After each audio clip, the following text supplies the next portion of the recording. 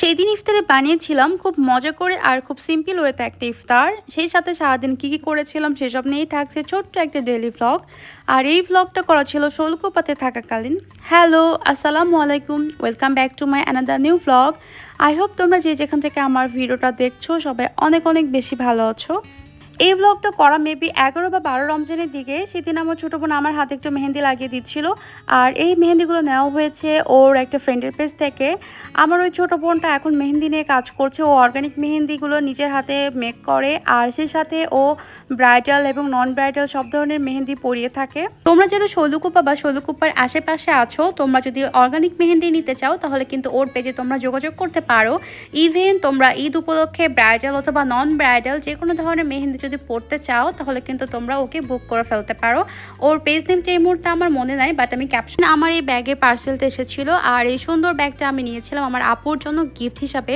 যেহেতু আপুর বার্থডে ছিল 17 তারিখে, তাই আমি আপুর জন্য এটা নিয়েছিলাম, কারণ আমি পরের দিন যাব আপুকে সারপ্রাইজ দিতে। আর এই মোরগটা হচ্ছে আমাদের ছাদ বাগানে যে ছোট্ট একটা মুরগির খামার আছে সেখানে। সেদিন মুরগিটা আমি একটু ডিফারেন্ট স্টাইলে রান্না করেছিলাম। ফার্স্ট আমি তেলের মধ্যে মশলাগুলো না কষিয়ে আগে মুরগিটা ভেজে নিয়েছি, তারপর সেই ভাজা মুরগির মধ্যে আমি মশলাগুলো দিয়ে ভালো করে কষিয়ে নিয়েছি। আর সেই দিনের সব মশলাগুলো আমি শিলপাটায় বেটে নিয়েছিলাম, একটু আধ ভাঙা করে। সবগুলো মশলা আমি মিহি করি নাই।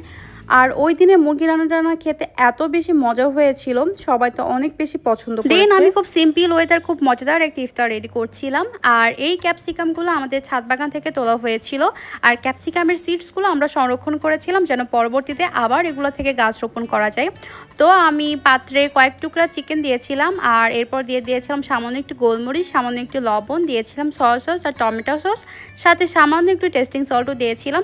এর মধ্যে একে একে আমি গাজর আর দিয়েছিলাম ক্যাপসিকাম।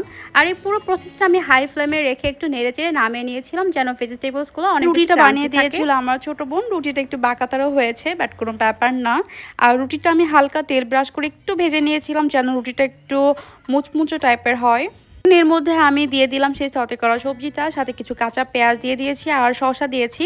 এরপর দিয়েছি একটু টমেটো সস বেশি করে, আর দিয়েছি একটু মেয়োনিজটা বেশি করে দিয়ে জাস্ট র্যাপ করে নিলেই হয়ে যাবে। আর এটা খেতে না এত বেশি মজা হয়েছিল, আমার আব্বু তো এটা খেতে খুবই বেশি পছন্দ করেছে। আমাদের বাসায় সেদিন রাইস কুকারটা নষ্ট হয়ে গিয়েছিল, তাই ওটা সরিয়ে ফেলছিলাম, কারণ নতুন একটা রাইস কুকার আনা হয়েছে। কারণ নতুন কিছু আনতে হলে পুরানোকে এভাবেই বিদায় দিতে হয়, তাই না? আর রাইস কুকারের কালারটা আমি পছন্দ করেছি, আমার এত বেশি পছন্দ হয়েছে এই কালারটা, কারণ গ্রিন আমার অলওয়েজ ফেভারিট, আমি দেখলেই একদম পাগল হয়ে যায়। দেন বিকালে একটু ছাদে গিয়েছিলাম, আর ছাদে যে দেখি এক ঝুড়ি ভর্তি এই সুন্দর কসমস ফুলগুলো ফুটে আছে। আর ফুলগুলো দেখতে এত সুন্দর লাগছিল, মানে দেখেই মনটা একদম হ্যাপি হয়ে গিয়েছে।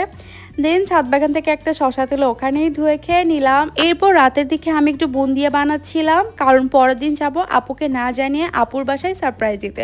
তো যেহেতু রমজান মাস, ভাবলাম আপুর জন্য একটু বুন্দিয়া বানিয়ে নিয়ে যাই। আর অন্যদিকে আমার ছোটো বোন বানাচ্ছিল আপুর জন্য বার্থডে কেকটা। আর এই কেকটা আমরা দুজন পিন্টারেস্ট থেকে দেখে পছন্দ করেছিলাম। কেকটা না এত সুন্দর লেগেছে আমার কাছে, কালার কম্বিনেশনটা তো খুবই আইসুদিং লেগেছে আমার কাছে। তোমাদের কাছে কেকটা কেমন লাগলো অবশ্যই কিন্তু এখন একটা কমেন্ট করে ফেলো। দেখা হবে নেক্সট ভ্লগে, সে পর্যন্ত সবাই ভালো থেকো, সুস্থ থেকো।